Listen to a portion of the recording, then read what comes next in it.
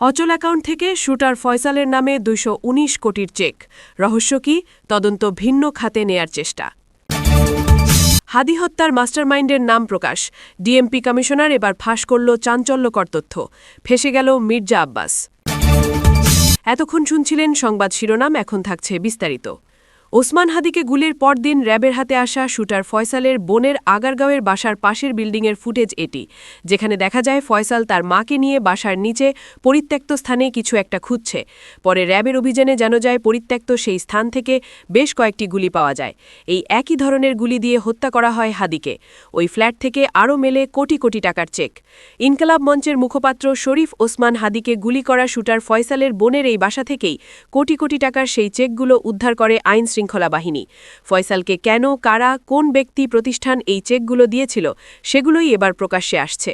Premier, আল Arafah, prime, national, Dhaka ব্যাংকসহ ১১টি ব্যাংকের ৩৮টি চেকের মধ্যে উত্তোলনযোগ্য চেক ৩২টি, টাকার অঙ্কে যা ২১৮ কোটি ৭৯ লাখ টাকা, যার মধ্যে সর্বনিম্ন ৭ লাখ এবং সর্বোচ্চ ৯০ কোটির। চেকগুলোর তথ্য খুঁজতে ব্যাংকগুলোতে যায় গোপন সূত্র। সবচেয়ে বেশি ৩৫ কোটির ১০টি চেক প্রিমিয়ার ব্যাংক গুলশান শাখার।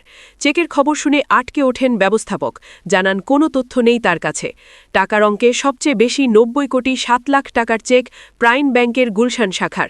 খোঁজ নিতে এই শাখায় গেলে ম্যানেজার গণমাধ্যমের সাথে কথা বলতে রাজি হননি। অগ্রণী ব্যাংকের ওয়াসা শাখাতেও ফয়সালের কথা শুনে কেউ কথা বলতে রাজি নন।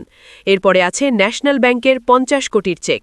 ব্যবস্থাপক ক্যামেরার সামনে কথা বলেননি, তবে তিনি জানান চেক ইস্যুকারী ম্যাম ইম্প্যাক্টস নামের প্রতিষ্ঠানের হিসাবটি অচল, সেখানে নেই কোনো টাকা। ৬টি চেক ইস্যু করা আল আরাফা ব্যাংকের মিরপুর শাখায় গেলে কর্মকর্তারা জানান এই হিসাবও ডরম্যান্ট বা অচল অবস্থায় পড়ে আছে।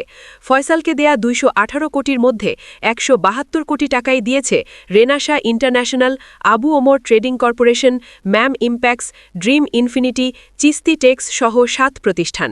এসব প্রতিষ্ঠান খুঁজে বের করার চেষ্টা করে যমুনা টেলিভিশনের অনুসন্ধান টিম।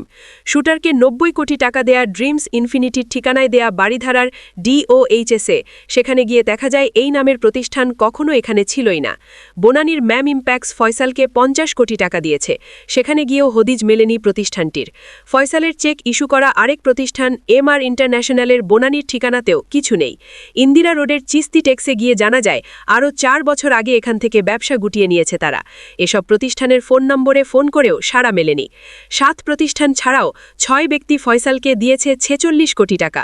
ফয়সালের চেকের বিষয়ে মানি লন্ডারিং অনুসন্ধানে নেমে সিআইডি প্রধান জানিয়েছেন চেক ইস্যু করা সবার পরিচয় উন্মোচন করা হবে। এত বড় অঙ্কের লেনদেনের পেছনে হাদি ছাড়া অন্য কোনো মিশন আছে কিনা, এমন প্রশ্নের উত্তর খুঁজছে আইন শৃঙ্খলা বাহিনী। বাংলাদেশের কোনো পুলিশ কমিশনারকে কি এর আগে কখনো রাজপথে দাঁড়িয়ে আন্দোলনকারীদের সামনে এমন কথা বলতে শুনেছেন? কথাটি হল, হত্যাকাণ্ডের মূলে যারা রয়েছেন তাদের প্রত্যেকের নাম ঠিকানা আমি উন্মোচন করে দিব। শাহবাগী ইনকিলাব মঞ্চের উত্তাল জনসমুদ্রের সামনে দাঁড়িয়ে ডিএমপি কমিশনার শেখ মোহাম্মদ সাজ্জাদ আলী যেই ঘোষণাটি দিয়েছেন তা সাধারণ কোনো আশ্বাস নয়, এটি খুনিদের জন্য একটা মৃত্যু পরোয়ানা। তিনি স্পষ্ট করে বলেছেন শুধু শুটার ফয়সাল বা দালাল বা পি নয়, তিনি হাত দেবেন সেই জায়গায় যেখানে কেউ এখনও হাত দেওয়ার সাহস করেনি। তিনি হাত দেবেন হত্যার শেকড়ে। সবাই জানতে চাইছিল হুকুমের আসামি আসলে কে, টাকার যোগানদাতা আসলে কে।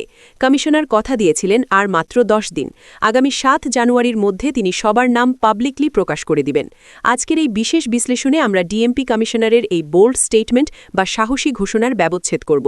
এটাও জানার চেষ্টা করব কার কার নাম আসতে পারে এই তালিকায়, এবং নাম প্রকাশ হলে দেশের রাজনীতিতে আসলে কী ধরনের ঝড় উঠতে পারে। আসুন একটু পেছনের প্রেক্ষাপটটা দেখে নেওয়া যাক। শাহবাগে ইনকিলাব মঞ্চ যখন হাদি চত্বর ঘোষণা দিয়ে রাস্তা অবরোধ করল, তখন প্রশাসনের বিশাল চাপ সৃষ্টি হয়েছিল। সাধারণত পুলিশ টিয়ার গ্যাস মানে বা লাঠি চার্জ করতে আসে, কিন্তু ডিএমপি কমিশনার সাজ্জাদ আলী তা করেননি। তিনি সরাসরি জনতার মাঝখানে গিয়েছেন, কারণ তিনি বুঝেছেন এই ইস্যুটি অত্যন্ত সংবেদনশীল ইস্যু এবং এখানে ন্যূনতম ভুল করলেই ঘটে যেতে পারে বিশাল বিপদ, কারণ জনতা ইন্টেরিমের উপর ক্ষেপে আছে ব্যাপক। তিনি সেখানে দাঁড়িয়ে যেই শব্দটি ব্যবহার করেছেন তা খুবই সিগনিফিক্যান্ট। তিনি বলেছেন হত্যাকাণ্ডের পেছনে মূলে যারা রয়েছেন, অর্থাৎ তিনি মূল বা রুট ধরে এবার টান দিয়েছেন, যাকে আমরা বলি মাস্টারমাইন্ড। তিনি বলেননি আমরা তদন্ত করছি, এবার তিনি বলেছেন নাম ঠিকানা উন্মোচন করে দিব। এর মানে হল পুলিশের কাছে অলরেডি সেই তালিকা রয়েছে। তারা জানে কারা এই ষড়যন্ত্রের নায়ক। তারা শুধু চার্জশিট দিয়ে অফিসিয়ালি এই নামগুলো জাতির সামনে আনতে চায়।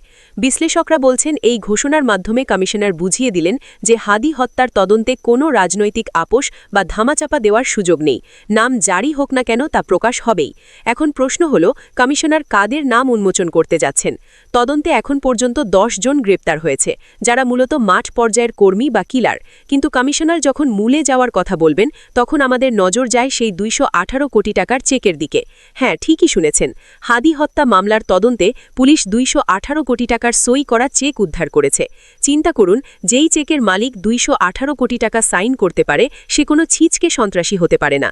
সে অবশ্যই দেশের শীর্ষস্থানীয় কোনো ব্যবসায়ী, মাফিয়া ডন অথবা ক্ষমতাচ্যুত সরকারের কোনো প্রভাবশালী মন্ত্রী বা নেতা। কমিশনারের ঘোষণা অনুযায়ী এই চেকের মালিকের নামও চার্জশিটে থাকবে।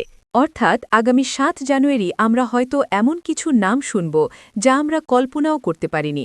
হতে পারে কোনো শিল্পপতি, হতে পারে কোনো মিডিয়া টাইকুন, অথবা বিদেশে পলাতক কোনো গডফাদার।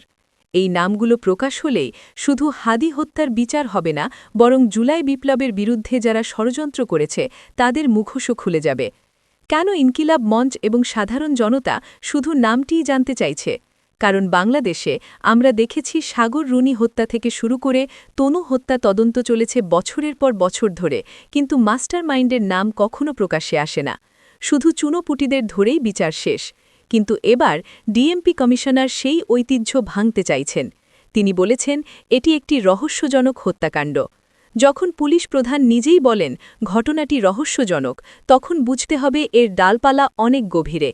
তিনি নাম ঠিকানা প্রকাশের প্রতিশ্রুতি দিয়ে আসলে নিজের এবং পুলিশ বাহিনীর বিশ্বাসযোগ্যতাকে বাজি রেখেছেন। তিনি জানেন যদি 7 তারিখ তিনি আসল রাঘব বলদের নাম দিতে না পারেন, তবে শাহবাগের আগুন আর নেভানো যাবে না। তাই এই নাম রিভিল বা নাম প্রকাশ শুধু তদন্তের অংশই নয়, এটি এখন পুলিশের অস্তিত্ব রক্ষার একটি চ্যালেঞ্জ। কিন্তু নাম প্রকাশ করলেই কি সব শেষ হয়ে যাবে? যাদের নাম আসবে তারা কি দেশেই আছে? কেন ডিএমপি কমিশনারের কথাগুলো এত বেশি গুরুত্বপূর্ণ? ক্রিমিনাল ইনভেস্টিগেশনে একটি কথা আছে, ওয়েপেন স্পিক দ্য ট্রুথ, অর্থাৎ অস্ত্রই আসলে সত্য কথা বলে। পিস্তল দুটি সিআইডি ল্যাবে পাঠানো হয়েছে। ব্যালিস্টিক রিপোর্টে প্রমাণ হবে হাদির মাথায় যে গুলি লেগেছে তা ঠিক এই পিস্তল থেকেই বের হয়েছে। আর এই পিস্তল আসলে কার হাতে ছিল, কার নামে লাইসেন্স করা বা কোথায় থেকে এটি কেনা হয়েছে, এই সূত্র ধরেই পুলিশ হয়তো পৌঁছে গেছে শুটারের কাছে। আর শুটারকে জিজ্ঞাসাবাদের মাধ্যমে পাওয়া যেতে পারে হুকুমদাতার নামও। 7 জানুয়ারি যেসব নাম প্রকাশ করা হবে সেগুলো কোনো রাজনৈতিক গল্প নয়, প্রতিটি নামের পেছনে থাকবে ফরেনসিক এভিডেন্স। আসামিরা আদালতে দাঁড়িয়ে বলতে পারবে না আমি জড়িত নই, কারণ বিজ্ঞান মিথ্যা কথা বলে না।